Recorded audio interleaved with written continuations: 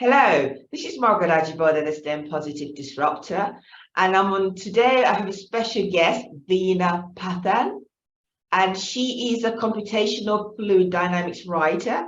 And today I'm just really excited because she's going to tell us more about herself. She's going to tell us her journey, her journey, and why she decided to be a computational fluid dynamics writer, and also just more about the issues where she's based in India.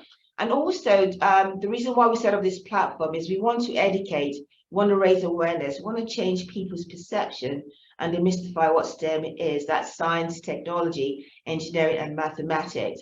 It's about bringing the public into our domain. It's about showing the diverse roles within our industry, but also to show the diverse people that work within the industry. And so Veena is an amazing example of that, and I'm really excited about that. We want to start a conversation, we want to change people's perception about it. We want to encourage more young people of diverse background, to look at the opportunities that within STEM. So without further ado, I want to welcome Veena. Thank you very much for coming on board. Please introduce yourself and what you do. Thanks, Margaret, for the introduction and, actually calling me for this podcast. And I'm really happy to be part of it. And I like the work that you're doing. And right now, the conversation between you and me just seems like the similar conversation that I have in Cadence. So we have this Women in CFD series that I actually conduct every other month. All so right. I do something similar. So I'm just happy that, I get to be the part over here where you're going to ask me questions and I'm going to introduce myself and do everything that I usually do on your part. So I'm happy doing that. So, thank you.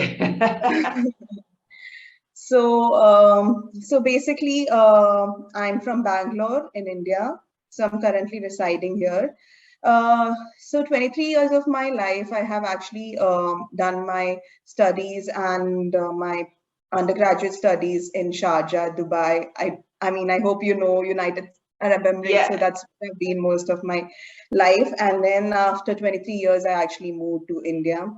Right. So my schooling was there, but I studied in an Indian school.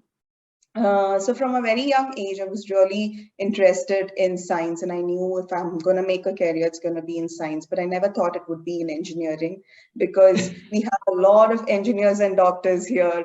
And the point when I was even while, you have to decide which subject to take for your 11th and 12th grade, because that's the deciding point, what you're going to do further. So at that point, I didn't take math, because I knew if I took math, I might end up as an engineer. So I like that. And you change, you're now an engineer. Yeah, now I'm an engineer. So that's the story. So I didn't really want to do that. But unfortunately, finally, I ended up as an engineer. So I didn't take math, and I took science, which was chemistry, physics, and biology, and home science. So home science is something to do with, cooking, creating all these flower arrangements was something. It was really interesting. That subject was really interesting. So I didn't have math, but then later on I went to, I had to think about something to do further, like when my undergrad. So when I was thinking of pursuing my undergrad, I was like, what should I do? What is that I'm good at? So I really like chemistry. Chemistry was something which I was really good at in school. So I was like, let me do undergraduate studies in chemistry. But then I had someone at the university, which I was going to apply it, tell me that, chemistry isn't too good. You rather go for environmental science. So, okay. So I applied for environmental science with chemistry concentration. Mm-hmm. I started off that way, and the first year I was doing my environmental sciences, and then I wasn't really happy with it. I wasn't really happy with the course, and then I was like, what else can I do in this university? What are the options that's there for me? And I went through a couple of them, and the one which I felt had little of chemistry was chemical engineering, because the name had chemical in it. But I'll tell you, chemical engineering has got nothing to do with chemistry. Later did I know that. Yeah. So I went for chemical engineering. I applied for it, and they had a requirement that you need math, like really, you should be really good at math. So, and I didn't have 11th and 12th, I didn't take math. So I wasn't too good at it, and I had to struggle a little in the beginning. I had to take a few courses, get a certain grade to get enrolled in chemical engineering. I finally got it, and I started with chemical. And then I actually liked it over time. I didn't know this was chemical engineering. We never get to know what it is until we do it. Do it, of So, course. yes, and even we don't really get that awareness, or we are not made aware of about what the subject is, what engineering is about. At least during that time when I was studying, it wasn't like that. So, yeah, so I did that, and then I liked it. And then after I finished my undergrad, I moved to Bangalore. I moved to India, and here I started working as a utility engineer in Atkins. So the first 3.5 years, I was working as a utility engineer, where my role was basically to find out the different utilities that's there. Suppose a client wanted to actually dig a particular area. They would want to know what are the utilities, so that there's no kind of gas disruption or anything. So that I did for 3.5 years. And then I felt I want to do something else and upskill myself a little. That's when I went on to do a master's in thermal engineering. So Shit. Yeah. And thermal engineering was under mechanical department, and usually mechanical department, there's a disparity in the number of boys and girls, number of ladies that's there in the field. So it was just two of us, and the rest all were guys. That's when I understood, like, mechanical has, there's a lot of disparity in numbers. And then that's when I got exposed to computational fluid dynamics in my master's. I learned a little there and worked on the software. And then the second year was an internship. I worked in Cummins, which was it's a diesel generator company. So we work on diesel generators. There I actually worked on the computational fluid dynamics. So I'm not sure if you know what computational fluid dynamics is. I do, but my audience needs to know. So please expand on it very briefly, because I think what we want to do is show just sort of give a brief of what the role is all about. So please explain what it means, yes, or what it entails. So it's just the flow of fluid, like you have the water flowing or the air that's, moving around. Suppose you have a vehicle which is moving and you want to actually see how the flow is around it. So that's what we try doing on a software.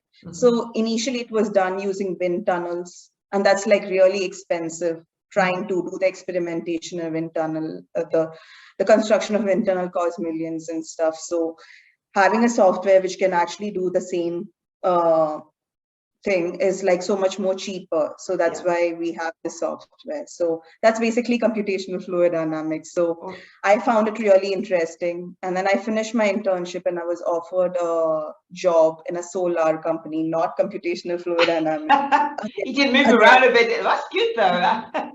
Yeah, so I have explored a lot of fields, like not just computational fluid dynamics, it's a lot of field. And there I was monitoring solar farms, the performance of solar panels. And I had a little of thermal there, where I had to actually check the heating of the solar panels and the hotspots.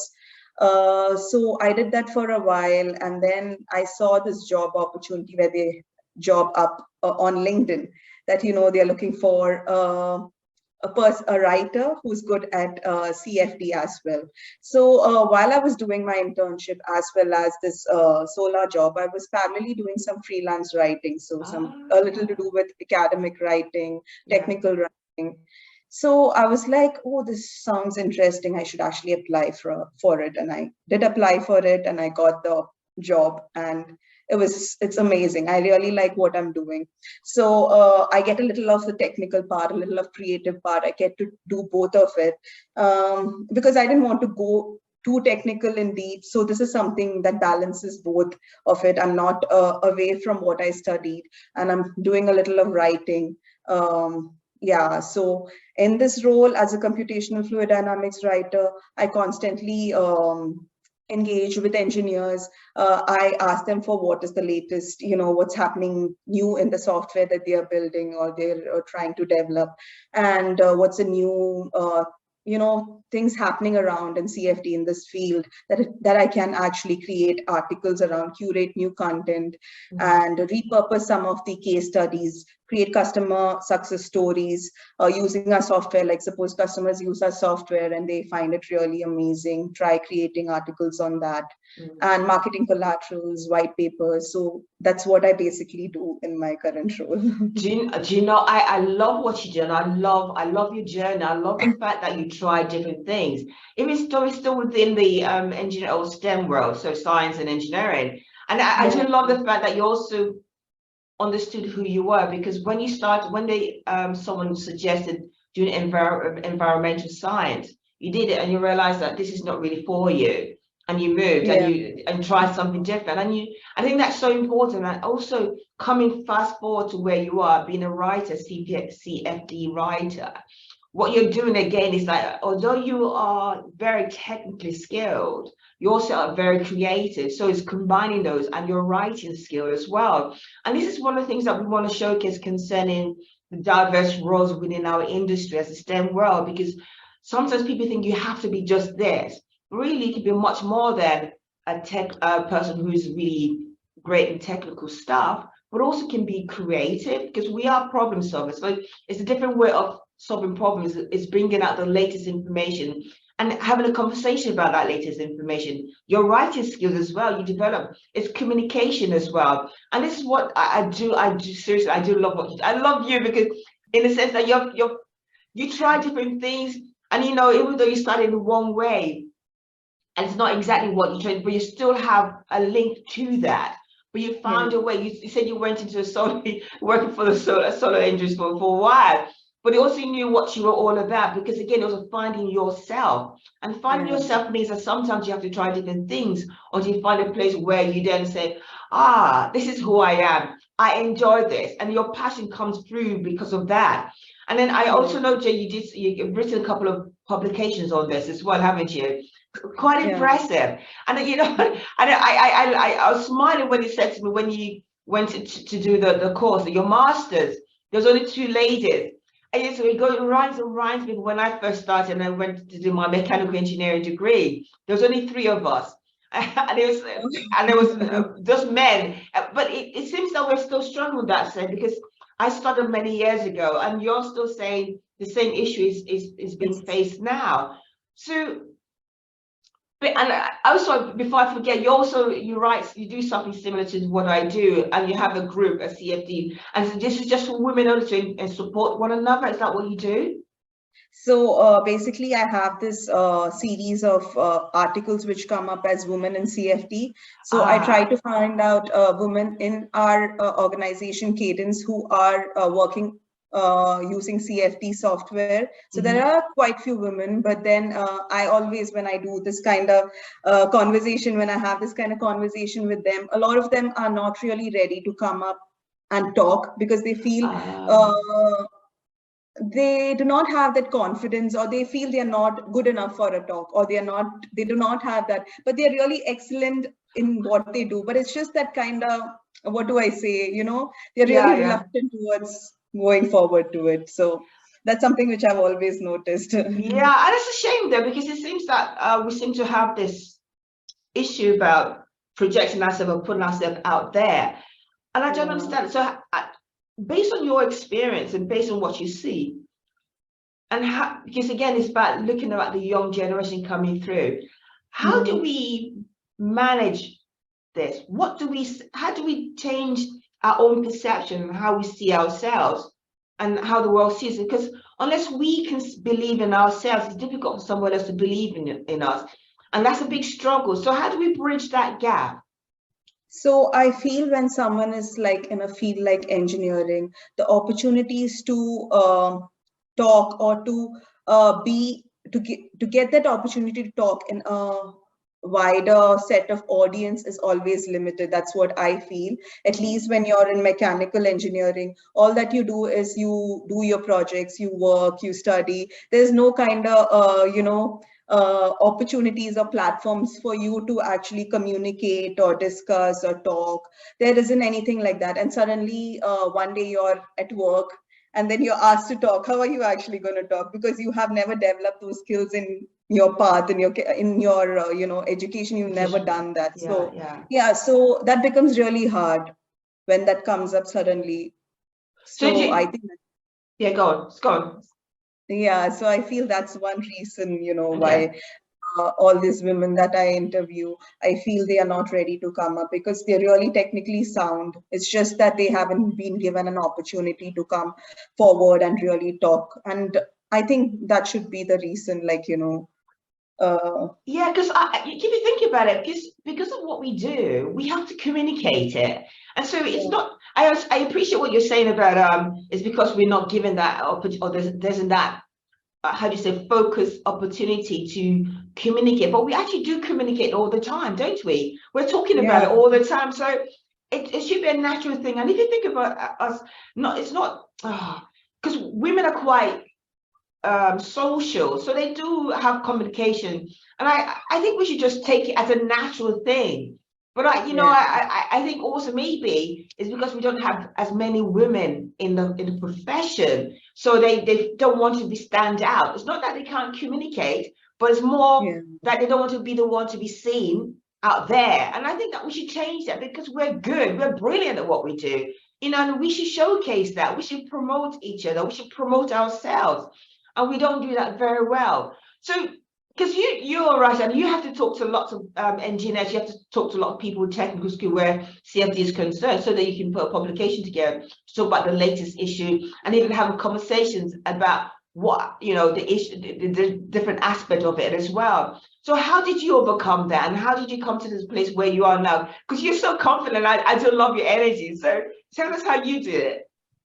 So I would say I was something like, you know, how the people I interview were, I was a little reluctant in actually coming forward. But I'll tell you, I explored a lot of areas. I started off as a utility engineer, and then I did my master's. Then I went on to do solar. So while I was, like, you know, growing through all these areas, I just felt like something lacking in me. I felt that was communication. I don't communicate. I don't come forward. So that's the reason why I'm not able to achieve what I want to.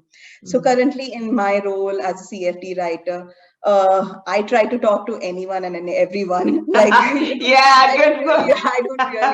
bother what they're going to think. Like, you know, even if it's a stranger, I don't really mind, like, you know, going ahead and talking to them, because I need that information. I need to, if I have to write something, I need to talk to that person. I need to gather that information. So I feel right now I'm really comfortable talking to anyone. Sometimes it takes time for you to realize what exactly is that, you know, shortcoming in you. That how can you you know, grow forward? How can you grow through that? So that's when I realized communication was the hindrance in my, you know, whole career. So I just tried to, you know, grow over that. So I'm so impressed, because, you know, you made a good point. And I think that's maybe you're right about, you said about the confidence. It's about having confidence, and we don't have confidence. Not that we don't know our stuff or what we do.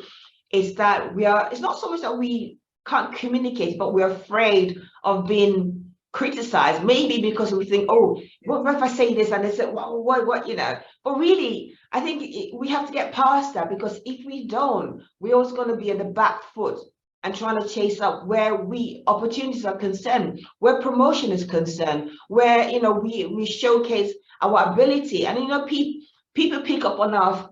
in general pick up on fear, because when you're afraid of doing something, they can use that to manipulate the situation. And I think we need to stop that. And I think I understand what you mean by the communication, but how we have to change that. So based on your experience, and I love it, because, you know, you said you lived in Dubai for 23 years. I love that. Is that because your parents were working there? Yeah, my dad was working there. So you see, that's why you're so confident, because you know you know you're given opportunities to try different things in a way, because you were challenged to move to, you know, because of your parents, and because, you know, you've met with other people apart from your normal set of groups, and that makes a huge difference, doesn't it? So based on your experience, because we have to change that for young people, especially young girls coming through. How would you say we can change that. I mean, because we, apart from not, okay, we know what the issues are. Let's give some practical solutions, please. Yeah, so I feel like, you know, sometimes it's just that motivation, encouraging you. Someone should just motivate you to talk. And even if you're criticized, you should just, I mean, I feel when you're like, when I was in mechanical department and it was just two of us, two women and rest all men, I felt we had a lot of attention. We rather had a lot of attention. So why not use that opportunity? Whatever you say, they're going to listen to you. So Yeah. why not use that opportunity? If you look at the other side, they might be like, oh, the person, I mean, we are just two and they're going to look at us, they're going to judge us. They are going to judge you, but why not use it to your advantage? Yeah, of course. And you know, you talk about encouraging them, but they also have to self-encourage. They have to encourage themselves. They have to be the driving force, because as you're saying, you got the attention anyway. Might make it work for you. Yeah, make it work for you. Why lose that opportunity where you can actually, you know, even right now in the CFT field of CFT, we have very few women, and I feel the women who are there, if they try to come forward, they'll be constantly, you know, under focus, and that's when you have to do something great there. Yeah. Because people are watching you all the time. Do something, yeah, all the time. All the time, yeah. I can imagine even you with you're writing your articles.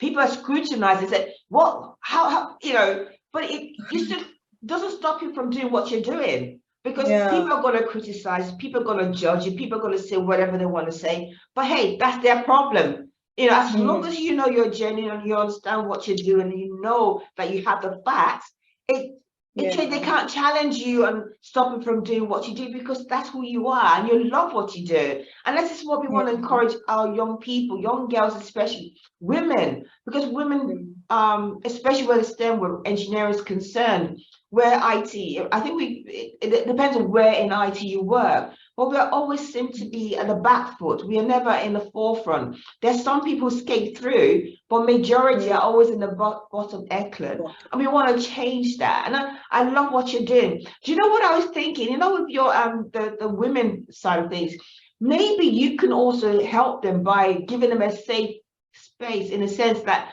record it, let them, and they don't have to be there, but show them, and they can look at it before you then broadcast it or publish it. So maybe that's another way of building. So usually what I do is whatever you know, interview I have with them is usually put down as an article. I don't really broadcast them. So they feel they're not, you know, ready for it to put their article up. So that's what I usually come up with. Yeah, that's a shame. But you know what? Keep trying, because I love what you're doing. Keep pushing and breaking down those barriers, because we are, you know, we ourselves as women are supporters of one another. We should be supporters of one another. One of my guest speakers said, "Don't be different, just be brilliant." And she said, "Open the doors for others." Do you understand? And you know, however you see that as being opening the door, you find, because you know the people around you, you know how to bring them into that forefront in order for them to showcase their. And you know what I believe also is that sometimes all you need is someone to give you that choice or chance. And then when you get that chance and you get a positive feedback, it gives you more courage to try more things and breaking those barriers. And I can imagine when you started doing your thing, and me as well, when I used to get very nervous, but you know, for some reason, my mind switched. I said, "Tom, I'm going to do it. I don't care." You know, if you want to criticize, if you want to come, I'm happy with positive, constructive criticism. But as long as you are, and you're supporting, that's okay. But don't stop me from doing what, because you're not doing it. So why should you complain when I'm doing it? Does that make sense? And I think that's the same thing with you as well. I do, seriously, I do love what you're doing. I do love it. I see a lot of managers like around. Sometimes if you just give them few positive words or try to encourage them in what they're doing. Probably they might not be best at the initial stages when they're working or they just join. Try to encourage them, you know, you can actually pinpoint their faults, but then do it in a way that, in a positive way, that they feel like doing it, like, working towards it. Don't just discourage them, because when you do that, then the person just can't really, they just don't get motivated to do further. So a few people take it seriously and of course, because you, in a way, what you're saying is well that when people come to you and give you a feedback, depending on how they give the feedback determines whether or not you propel forward or you have a setback. Because again, the way we use our words can either build or pull down, and we have to, as you're quite rightly saying, that know how you use your words to enable somebody, because that's what we want to do. But I think also that women because the reason I'm talking about women is only because you brought it up, is because we need women to feel more confident, but they also have to believe in themselves. I don't know if it's also to do with the background. Sometimes our families mollycoddle us. They don't want us to, don't do this. You're so sensitive, you're this, you're that. But now we're in our own world. Now we have our own ways of doing things. We need to challenge ourselves and be bold. I think it's important to be bold, isn't it? And challenge that, like you do. And I love what you did, how you navigated your world, your life, your career up to date. And now you're in this place, in your happy place, in your passion place. And that's so important, that sometimes you may be in a place which is not conducive for you, but you can always find a way to get to where your happy place is. And this is what you're saying to me. And I love what you're doing. Seriously, you put a smile. You put a smile on my face, and I'm so grateful. Do you know, I feel blessed having you today, and I really do applaud what you're doing and do celebrate you. And I just want to say again, thank you for taking on board and also explaining what computational fluid dynamics is, because our readers, our listeners, and our people who watch what we do or this podcast will actually get a feel of what it is. But also young people who come aboard will actually say, oh, okay, I never knew this is possible. Because when I initially saw that, I didn't understand in full details. But of course I know what it is, but I didn't know exactly what it entails. But now that you brought it up, you talked about having your technical skills, being creative, but also being a writer, and communication is very important, because that links everything together, because you're communicating verbally. And that's something that we do all the time, although we don't think about it, we assume everybody should know, but when you speak it out, people can have an understanding of what is potentially possible. And this is what we want to do. We want to get the public to understand the different roles within our industry. So Veena, I am so grateful. Thank you so much for this enjoyable conversation. Thank you for explaining what you do. Thank you for telling us your journey, and thank you for being bold. I love what you do, and helping others coming behind you, especially in your field right now. And tell your female friends to listen to this. Tell them to be bold. We want them to be strong. We want to showcase them. We want to be proud of it. We want to celebrate them as well too. So again, thank you. Thanks, Margaret. It was great talking to you, and I actually applaud you for what you're doing, how you're actually getting, people from diverse backgrounds and cultures and roles in STEM, and trying to get their journey out here so that it motivates others to actually, get into the STEM world and do what they can. It shouldn't be really technical. If you're interested in technical, go ahead for technical. If it's non-technical, we have that as well. So it's great. It's great working, in what I'm doing in STEM. So I would ask others also to try and, find what they like to do, and always explore before you get, try to find where you want to stand. So when you explore, you tend to actually see what's good for you, what's bad for you, and then take everything, accumulate everything, and then find where you want to stay. Your happy place, exactly. Your happy place as you are right now. Indeed. Thank you so much. Appreciate it. Thank you. Hold on. So thank you. And again, this is Margaret Ajibade, the STEM Positive Disruptor. I've had a wonderful conversation with Veena Parthan, who's a computational fluid dynamics writer.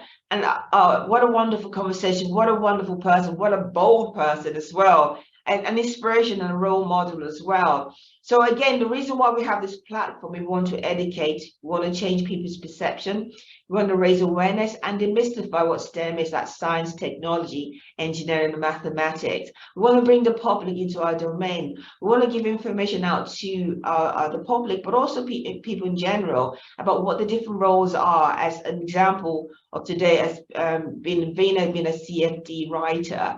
So again, please listen to this podcast. If you enjoy, subscribe to it and share the message with everybody else as well. And we want to encourage you, all you women, be bold. Don't be afraid because you're good at what you do. Be brilliant. Be brilliant at what you do. So thank you again, Veena. Thank you. Thank you.